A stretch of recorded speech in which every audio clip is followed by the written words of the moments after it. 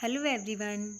Today we are going to read chapter number 6 from the book A Pact with the Sun for grade 6th.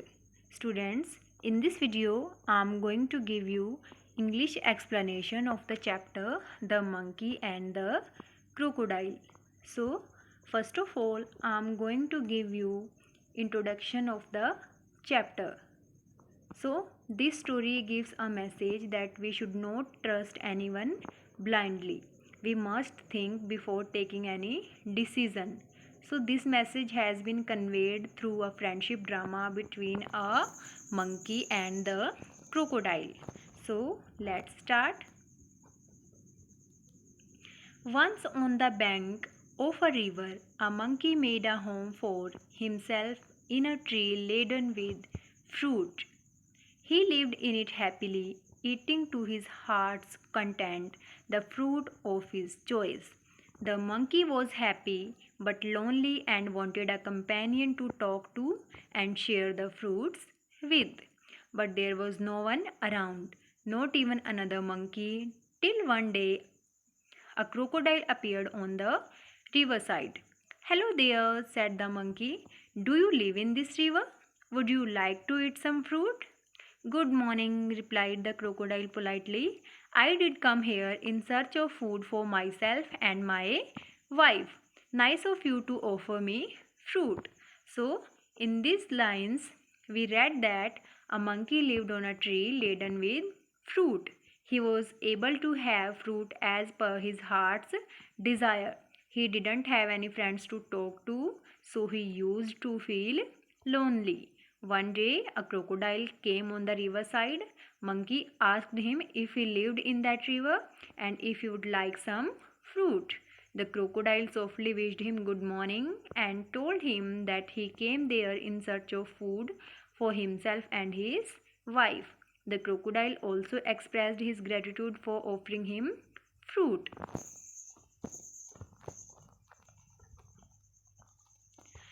The monkey plucked some for the nearest branch and threw them down.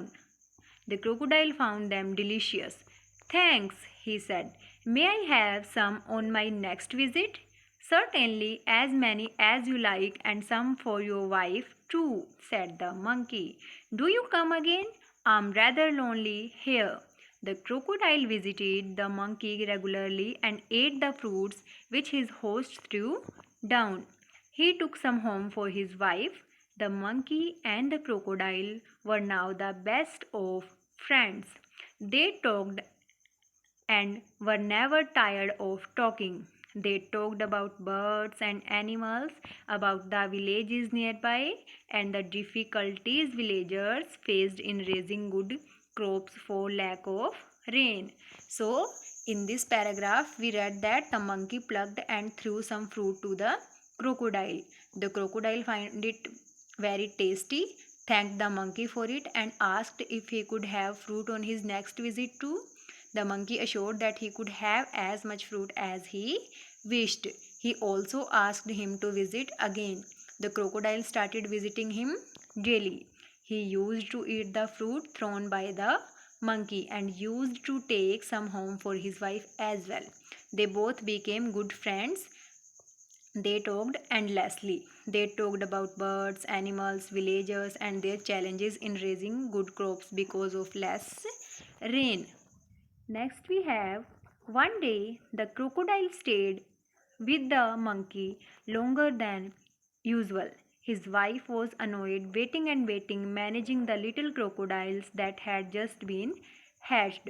Here a word comes hatched. Hatched means process of emergence of young baby from an egg. She said, "Who is this friend of yours you are so fond of?" "Oh, he is a very nice monkey," he replied. "He lives on a fruit tree. He sends fruits for you every day. You don't expect me to climb trees, do you?" So, one day the crocodile got later than usual to be with the monkey than usual. So his wife got angry for waiting and managing the little crocodiles all alone. She asked him who was that friend whom he loved so dearly. So the crocodile replied that he was a monkey and he lived on a fruit tree. It was he who gave him fruit every day. So in this line, he explained about his friend's niceness. A nice monkey, I'm sure, replied the wife with obvious sarcasm. If you asked me, this monkey should be my food. I want to eat his heart so much. What a foolish thing you say, shouted the crocodile. I can't kill a friend, though I won't mind a monkey occasionally for a change of taste. So, in these lines, we learnt that his wife replied that the monkey was nice and she wished to make that monkey her food. So, the crocodile shouted in anger and he said that he could not kill a friend. He could not want his friend to be dead, though for a change of taste he could have a monkey to eat. You bring him here, ordered the wife. I want to see him, so you can eat him, never declared her husband. His wife was furious and she dived in to hide herself at the bottom of the river, leaving the alone ones to pester their father. Pester means to irritate someone by asking something repeatedly. So his wife asked him to bring the monkey to her. The crocodile refused, which angered the wife. She plunged into the river, leaving the children to trouble the father. The crocodile was in a serious dilemma.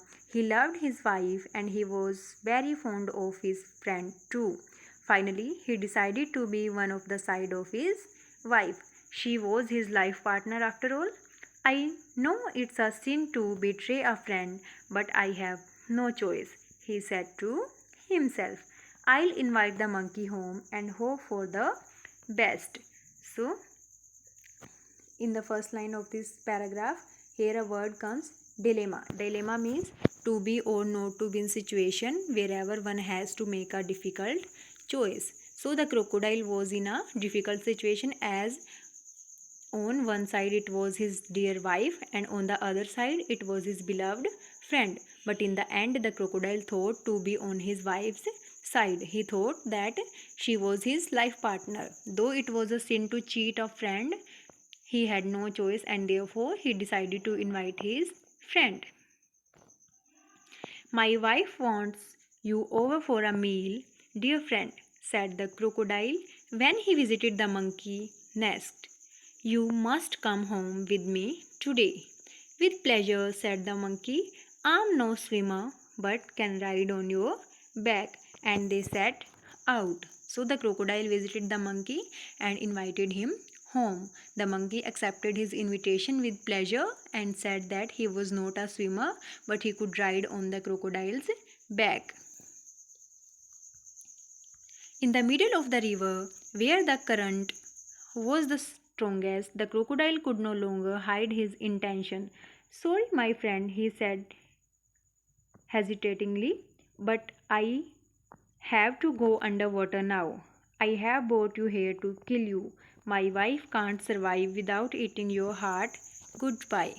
So, both of them started their journey, and in the middle of the river, where the flow of the water was very strong, the crocodile could not hide what he had in his mind. So, he disclosed to the monkey that he had brought him to kill him, and for this, he had to go underwater.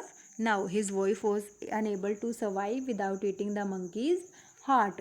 So he asked sorry and bade him goodbye. The monkey was scared and distressed, but he was sensible and clever like all monkeys. He kept a cool head. Calmly, he said, I'd do anything for you and your family. You are my only friend. After all, what is a monkey's heart compared with the life of a crocodile's wife? But how foolish could you be? Why didn't you tell me before? I had have brought my heart along. The monkey was disturbed to hear that, so he knew that his life was in danger, but he kept cool. He was very wise. He told the crocodile that he was ready to do anything for his family and his wife. After all, what was the value of a monkey's heart before his wife? But why didn't the crocodile tell him all that on the tree itself? He would have brought his heart along. But where is your heart? Asked the crocodile innocently. I thought you carried it all the time. Of course not, it's there on the tree. Let's swim back at once and get it. Your wife must be waiting, replied the monkey, gaining confidence. So, the crocodile asked innocently where the monkey's heart was. In his view, the monkey must be carrying it with him all the time.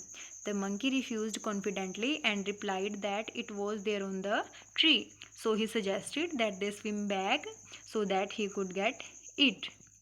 Oh dear, what a mistake, hissed the crocodile. They laughed loudly as the crocodile took a full turn to reach the tree.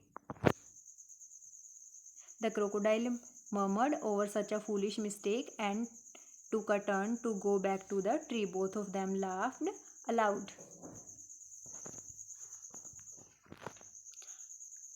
On the river bank, the monkey jumped onto the tree and heaved a deep sigh to relief. He plucked a fruit or two from the nearest branch and throwing them down said, "Let your wife have some fruit rather than my heart. Fresh fruits are good for mind and body. Goodbye, friend, and if you don't mind, we won't meet again." The crocodile, sadder and wiser, shed a few tears which were genuine and turned back to go home.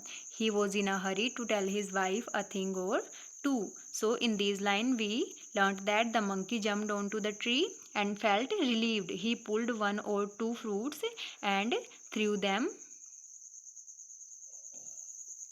down. He told the crocodile to give those fruits to his wife rather than his heart, as fresh fruits were better for health. He could ask him not to meet again and bid him farewell forever. So he goodbye him forever. So hearing that, the crocodile felt very sad and went back home shedding tears. So what is the moral of this story? Don't underestimate yourself. So this is the story, the monkey and the crocodile. Hope you all have understood the topic, because this is the story of a friendship between a monkey and the crocodile. And you all have also learnt the moral, don't underestimate yourself. This is all about today's topic. Thank you.